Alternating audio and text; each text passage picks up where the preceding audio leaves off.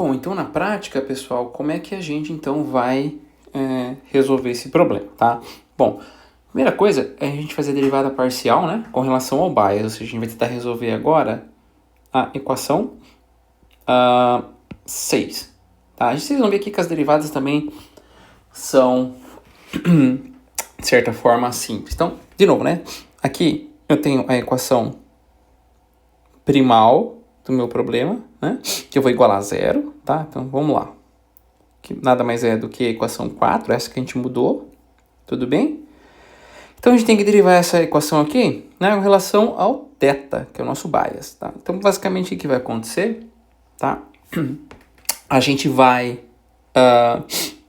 eu vou colocar o αi aqui, eu vou tirar da evidência, né? Vou fazer a multiplicação, então... αi multiplicado por yi, que é esse termo aqui, menos αi multiplicado por menos 1, que vai dar menos αi. Tudo bem? Bom, agora o que a gente vai fazer? Tá? Eu vou tirar o somatório, tá? Então nós temos o quê? Esse somatório que acaba multiplicando tudo isso aqui que está aqui dentro. Tá? Então simplesmente vou separar. Tá? Eu tenho esse somatório que multiplica esse termo e tenho um somatório que multiplica esse termo. Então a gente vai virar 2, ó. Tudo bem? Vamos lá. Eu deixei... bom, aqui tinha menos, né? Então, menos com menos vai virar mais, tá? Bom, então eu acabo chegando nessa equação, né? Por enquanto, nessa aqui, tá? Por enquanto, eu não derivei nada, tá? Só fiz manipulações. Bom, então a gente quer derivar essa equação aqui com relação ao θ. Então, todo mundo, nós temos aqui nessa equação, pessoal, 3 termos, né? Este e este, tá? Este termo aqui, ele é composto, né? Por esse e por esse, tá? Então, todo mundo que não tem θ, eu vou zerar, que eu vou derivar, né? Todo mundo que não tem θ, eu vou zerar, e na verdade, o que sobrou então, tá? Dessa parte aqui de cima tinha sobrado o somatório, αi, y e θ. Só que como eu estou derivando isso, tá? Com relação a θ, o θ vai sumir. Tudo bem? Então, olha só. Da equação 8, o que a gente tem é isso aqui, tá? Vamos guardar isso aqui, porque depois a gente vai plugar ele numa outra equação. De novo, precisamos resolver a derivada da equação 5 agora com relação a W, que é o vetor de peso do meu hiperplano. Tudo bem? Então, vamos lá. Como vocês podem ver, as equações ali não são derivadas complexas, né? De novo, vou colocar a equação primal, tá? Vou tirar da evidência, igual a gente fez no slide anterior, tá? Vou tirar também aqui da evidência o somatório, então essa equação aqui acaba sendo igual a outra, tá legal? Como eu estou derivando agora com relação a W, então todo mundo que não tem W na equação vai zerar, tá? Aqui é como se nós tivéssemos, né? X quadrado, se eu quiser derivar com relação a x, né? O 2 vem para cá, cancela, sobra só o x. Então, por isso que só sobrou só o w aqui, tá? Aqui, o que acontece? Esse meu w, ele vira 1. Então, o que vai me sobrar é o quê? W menos este somatório aqui, ó. Que, na prática, eu vou jogar isso aqui. Eu estou igualando a zero, né? Eu vou jogar isso para o outro lado. Olha só que interessante, pessoal. Então, ó, derivar a equação primal do problema com relação a W, olha que interessante, nós achamos uma equação alternativa, tá, para calcular os pesos do hiperplano. Então, olha que interessante, quer dizer, na prática, o treinamento do SVM, né, ele acaba sendo por achar o hiperplano, mas a gente acaba, de certa forma, não aprendendo, vamos dizer assim, pesos, como a gente acontece com a rede neural. Porque aqui, ó, a gente acabou de achar, né, uma equação explícita para poder calcular os pesos, tá? Nessa equação nós temos o quê? As amostras, as classes e o alfa. A gente ainda não sabe como é que calcula o alfa. Tá? Então, o que a gente tem até agora? Derivamos a equação primal com relação ao θ, obtivemos essa equação, derivamos a equação primal com relação ao W, obtivemos então uma expressão analítica para poder calcular o W. Isso é interessante. Então, se nós substituirmos as equações, nossos achados, é isso aqui, tá? Na forma primal, que é a equação 4, só voltando um pouquinho, equação 4, que é essa daqui, tá? Que é nada mais do que a equação 3 ajustada com os multiplicadores de Lagrange, que é a função lagrangiana, porque nós temos um problema de otimização com restrições de desigualdade. Bom, olha que interessante. Então eu volto, tá? Vou pegar o resultado da equação 8, vou pegar o resultado aqui da equação 9 e vou plugar ele, tá? Naquela equação 4. Então olha que interessante. Tudo bem? Lembrando, a equação 4, né? Essa aqui que a gente está vendo, ela tem dois termos, né?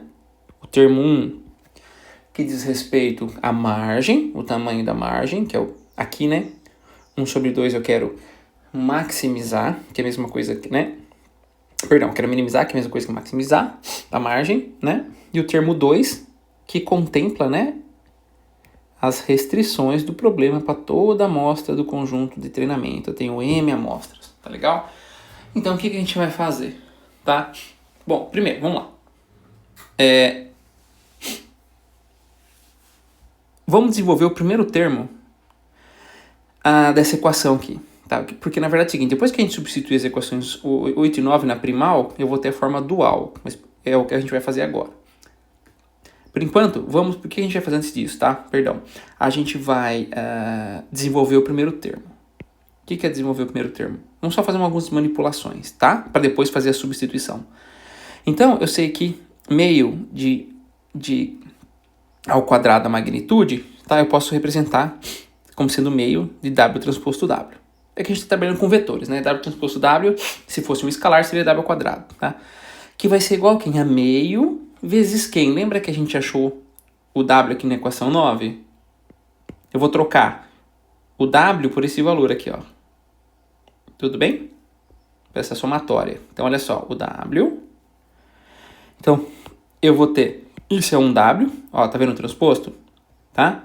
Multiplicado, tá? Pelo W de novo. Então, isso é W, isso é W, tá? Bom, depois refazendo, tá? Agora eu vou fazer essas multiplicações aqui e eu vou encontrar. Não tem nada demais, tá? Eu vou encontrar, então, esse resultado. E como eu tenho dois somatórios, tá? Eu tenho que ter índices diferentes para eles. Tudo bem? Então, a gente vai chegar nessa equação, que é basicamente αi, αj, yj, tá? Xi transposto xj. Lembrando, né? Eu tenho que colocar xi transposto xj porque eles são vetores, tá? Para dar a regularidade matemática aí. Tudo bem? Então, basicamente, o que nós fizemos, pessoal? Vamos voltar aqui um pouquinho, tá? Relembrando, temos a equação de maximizar a margem, que a gente acabou depois invertendo e transformando no problema de minimização. Como é um problema de otimização com restrições de desigualdade, a gente tem que fazer o lagrangiano dela, que é a forma primal. Depois, derivamos o lagrangiano com relação aos parâmetros do hiperplano, tá? Obtivemos uma equação analítica fechada para W e obtivemos uma outra equação da derivada com relação ao beta. Quando a gente substitui, então, essas derivadas na forma primal, a gente obtém a forma dual, tá? Então, nós temos dois termos. O primeiro, eu fiz a substituição e a gente chegou nisso, tá? Agora, vamos fazer a substituição no termo 2, tá? Vamos desenvolver um pouquinho o segundo termo. O que nós temos aqui, tá? Basicamente, nós vamos fazer o que aqui, ó? Eu simplesmente, esse YI que estava em evidência, eu fiz a multiplicação dele, tá? Então, ele separou aqui, tudo bem? Depois, o que nós fizemos, tá?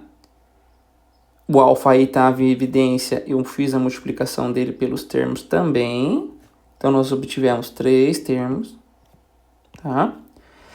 Depois, o somatório estava em evidência, eu fiz também, separei em 3 termos, tá? 1, 2, 3, tá legal? E depois, como aqui, ó, o θ, ele é uma constante, eu coloquei ele para fora do somatório, então ele veio para cá, tudo bem? E esse outro somatório aqui se manteve, tá legal? Bom, vamos trabalhar um pouquinho mais nessa equação. Então, olha só que interessante. Nós temos o resultado da equação 8, que isso aqui é igual a zero, né? Quando a gente derivou o hiperplano com relação ao θ, vocês lembram? Aqui, ó. Olha só. Que o somatório de αi, y é zero. Olha que interessante. Então, a gente vai lá e podemos trocar esse valor ali, ó. Tá? O somatório de αi é zero. Então, essa equação aqui, ó, esse termo, né, vai se anular, tá? Então, nós só vamos ter esses dois. Bom, o que nós temos aqui agora? Tá? Nós temos um outro resultado, de novo, da equação 9, aquela que a gente utilizou aqui, ó. Tá? Que é o W igual ao somatório de alfa, y, x. Vamos trocar de novo, olha só. A gente está usando esses resultados dali. Então, esse meu W vale isso aqui, lá da equação 9. Tá? Não podemos esquecer o transposto. Esse termo copia. Tudo bem? De novo, resolvendo esse somatório aqui, a gente vai ter esse termo, tá?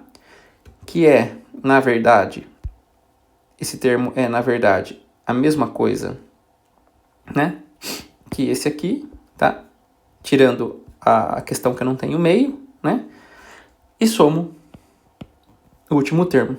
Olha só, a gente só está desenvolvendo, tá? Não estamos derivando nada, só fizemos substituições. Então, o que a gente vai fazer? Olha só.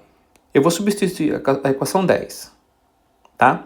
Essa daqui, do primeiro termo, tá? E 12, que é o segundo termo, na equação 4. Vamos voltar lá para a equação 4, pessoal. Quem que é a equação 4 mesmo é a forma primal, né? Aqui a equação 4. Vamos substituir aqui, ó. Tá? O que vai acontecer? Vamos lá. Então, a equação 4, que era uma equação que dependia de W, θ e alfa, olha que interessante, pessoal, só depende de alfa, porque nós derivamos com relação a W, encontramos uma equação fechada para ele, derivamos com relação a θ, assumimos com o θ, e olha que interessante, essa aqui é a forma dual, né? A forma dual. A forma dual depende só do parâmetro alfa, que são os multiplicadores de Lagrange, e a forma primal, aquela primeira, depende, então, de 3 parâmetros, tudo bem? Então, na verdade, nós temos meio menos isso, que na verdade é meio menos 1, né? Então, vai dar menos meio, mais, lembra que eu falei para vocês que esses dois termos são iguais? Mais outro termo. Então, olha que interessante, nós chegamos na equação 13, tá? Que é a forma dual do problema, mas, de novo, essa equação, eu quero que vocês olhem para ela e lembrem, não, isso aqui é só, tá, maximizar a margem. O que aconteceu? A gente foi manipulando, colocamos a função lagrangiana, obtivemos a primal e chegamos na forma dual. É só isso que eu quero que vocês lembrem. Sempre que vocês verem essa equação 13, saibam, né, que ela saiu, ela significa maximizar a margem, tá? O W sumiu, o θ sumiu, mas ela ainda significa maximizar a margem. Olha só. Então, como o problema primal, pessoal, era de minimização, agora também no arcabouço de otimização, né, com restrições, o que acontece? O problema dual, tá? Ele torna-se maximização. Tudo isso vem da teoria de otimização, tá? Então, no final do dia, eu tinha um problema de minimização do dual, tá? Agora eu quero maximizar, tá? Desculpa, era um problema de minimização do primal, agora eu quero maximizar o dual. Então, na prática, qual é a nossa equação final? Tá? Equação 14. O que essa equação 14 nos está dizendo? Olha, eu quero encontrar então, tá em bold, né? O conjunto dos multiplicadores de Lagrange, os alfas, então eu estou chamando ele de alfa asterisco, que maximiza o meu dual, que é isso aqui. Sujeito, tá? Às restrições, tá? Quais são as restrições? Que os alfa aí tem que ser positivos, tá? E esse somatório aqui, tá? Tem que ser igual a zero, que a gente obteve ele quando a gente derivou a nossa primal com relação ao θ. Tudo bem? Bom, na prática, o que acontece? Primeira coisa, né? Quer dizer, qual que é a vantagem de eu fazer toda essa manipulação para chegar na forma dual? Porque agora a gente tem uma única variável de interesse. É um alfa, tá? E para resolver a equação 4, como nós temos um somatório duplo aqui, pessoal, ó, a gente fala que isso aqui é um problema de otimização quadrático.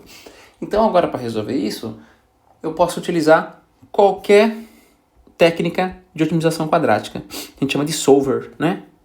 Solver. Qualquer uma delas, tá? É por isso que, então, lembra quando eu comentei com vocês lá no início da aula que o treinamento do SVM ele é um processo custoso computacionalmente, tá? Por conta desta somatória dupla, tá? Então, na prática, né, o conjunto ótimo do alfa, né, basicamente eu vou aplicar algum método de otimização matemática, tudo bem? E depois que eu obter o alfa, olha só que interessante, basta utilizarmos, porque depois que eu obtive o alfa, o que eu tenho que fazer? Eu não quero encontrar o hiperplano?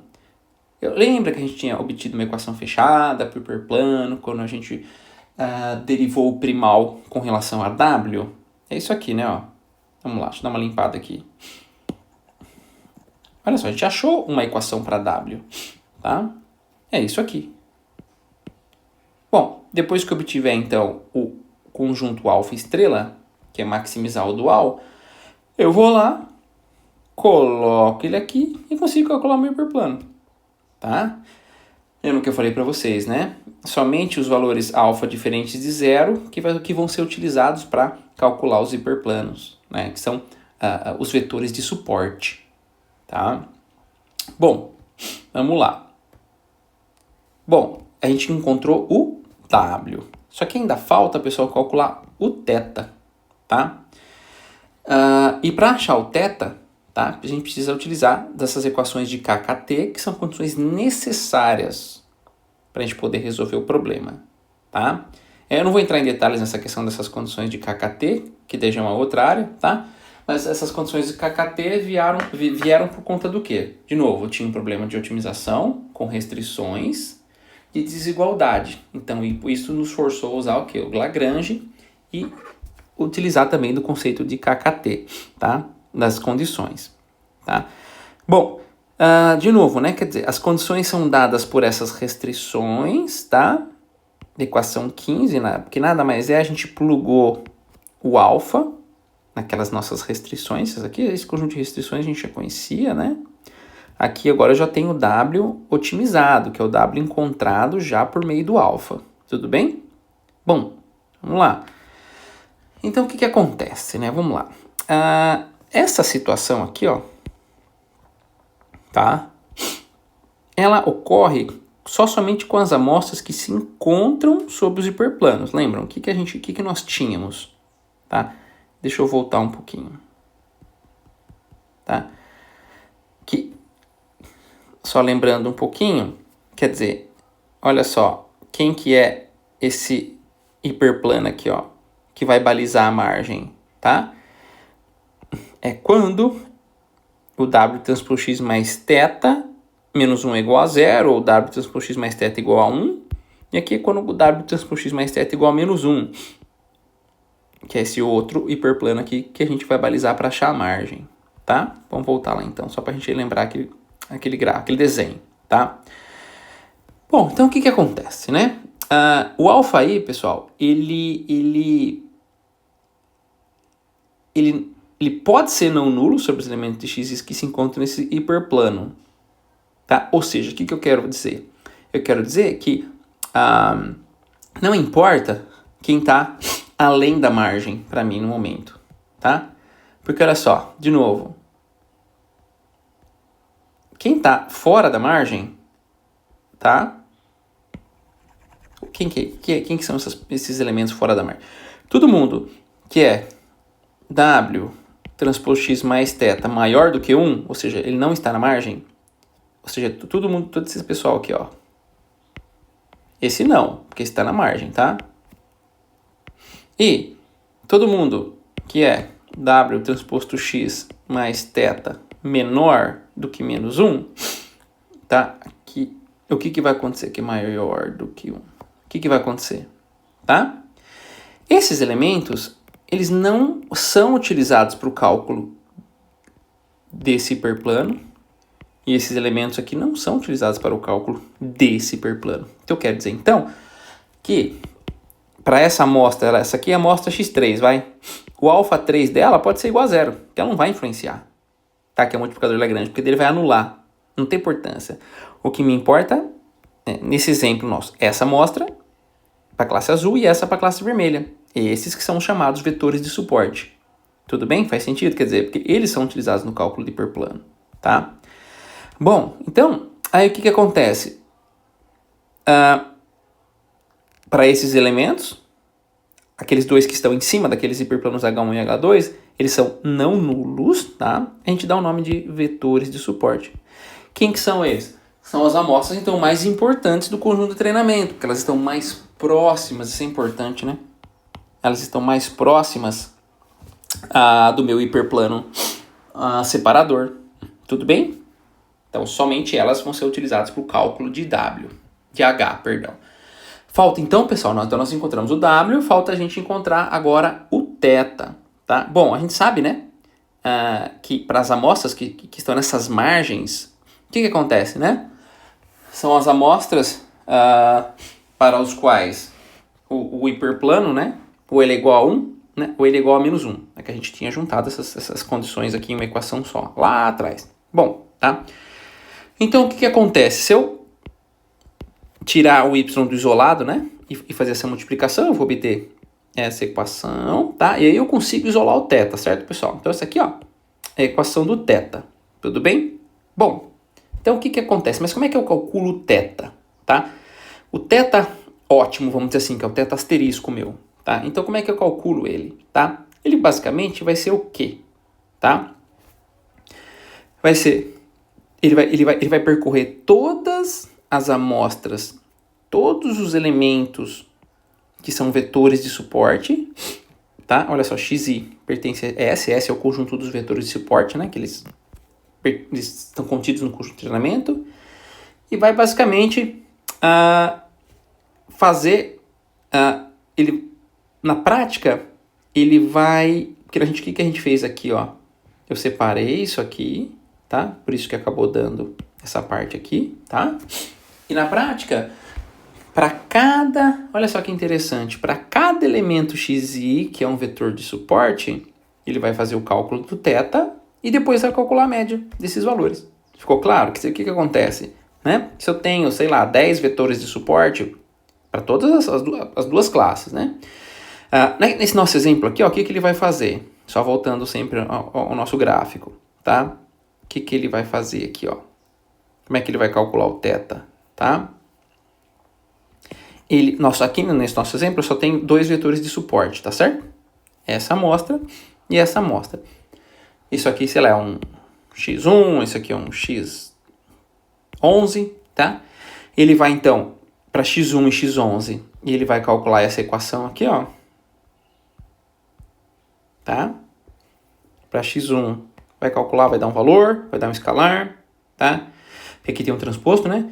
Vai fazer a mesma coisa para o x, então, para o x1 vai dar um valor real, para o x11 vai dar outro valor real, e ele vai o quê? Pegar a média desses valores, tá?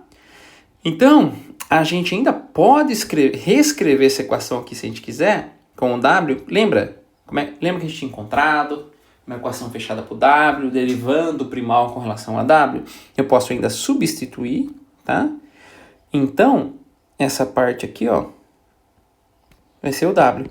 Olha que interessante. Então, a gente consegue achar uma equação para calcular o θ ótimo que não depende de W. Só vai depender, então, dos multiplicadores de Lagrange, tá?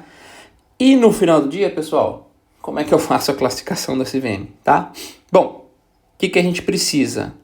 Todas essas equações, tudo isso que a gente fez, no final do dia foi para quê? Encontrar o W e encontrar o θ.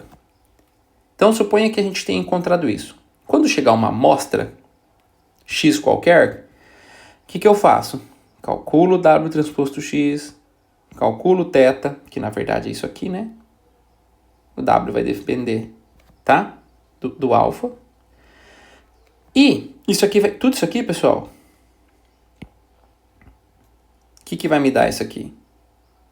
Vai me dar um valor real, vai me dar um escalar. Essa função sin aqui simplesmente vai pegar positivo ou negativo.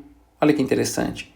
Se o HW de x for negativo, significa que aquela amostra é vermelha, né? Ela é da classe -1. Caso contrário, ou seja, se for positivo é da classe 1. Olha que interessante. Tá? E o W, né, controla a inclinação do hiperplano. Tudo bem? E o delta define a sua posição, tá, em relação às margens, tá? Então, olha que interessante. No final do dia, o que a gente tem, né? A gente fez toda essa manipulação para encontrar aquela equação. Eu vou pegar só o sinal da amostra, tá? Eu vou pegar só esse sinal, tá? Obviamente, esse hiperplano pode estar aqui, por exemplo, vai depender, obviamente, dos parâmetros do hiperplano. Então, quer dizer que o W vai controlar isso, né? E o θ vai controlar aí a distância que eu vou estar ali do centro, né? Do meu plano cartesiano, né? A sua posição em relação às margens. Tudo bem então, pessoal? Então, voltando de novo, né? O nosso problema é encontrar o hiperplano que maximiza a margem. Maximizar a margem, a gente tinha encontrado que é 2 sobre W, só que isso é a mesma coisa que minimizar, né? Meio sobre W, meio vezes W, a gente colocou um quadrado ali no W para não precisar para acomodar depois a derivada, não precisa calcular a raiz quadrada, né? Depois temos um problema de otimização sujeito a restrições de desigualdade, então isso a gente mudou um pouquinho o problema para sendo os multiplicadores de Lagrange com as condições KKT. A gente então encontra o lagrangiano, que é basicamente a função que eu quero otimizar, que é o meio vezes W, magnitude W ao quadrado, menos um somatório que vai de 1 a m, né, das restrições. Então isso é a nossa forma primal do problema. Derivamos o primal com relação a W e θ, encontramos uma equação fechada para o W, fizemos a substituição de W e dos resultados, né, das derivadas em relação a W e θ no primal. Com isso a gente obtém o dual, e minimizar o dual, que é a mesma coisa que minimizar o primal, a mesma coisa que maximizar o dual, tá? Isso, qual é a vantagem de fazer isso? A gente acaba tendo, então, uma única variável para encontrar, que são os vetores, que são os alfa, né, que são os multiplicadores de Lagrange, e as amostras do conjunto de treinamento que tem os valores dos multiplicadores de Lagrange dos alfas diferentes de zero, né, positivos, são os vetores de suporte, que são as amostras utilizadas para encontrar os hiperplanos das margens, tá? Então a gente faz tudo isso para encontrar o W, depois a gente encontra o θ, que nada mais é do que a somatória ali, a média dos valores. A gente acha uma equação fechada para θ também, calculamos essa equação para os vetores de suporte, tiramos a média e encontramos o θ, e no final do dia o que nos importa é a equação 18, que é a equação de classificação, que vai me dar um sinal negativo ou positivo. Tudo bem, pessoal?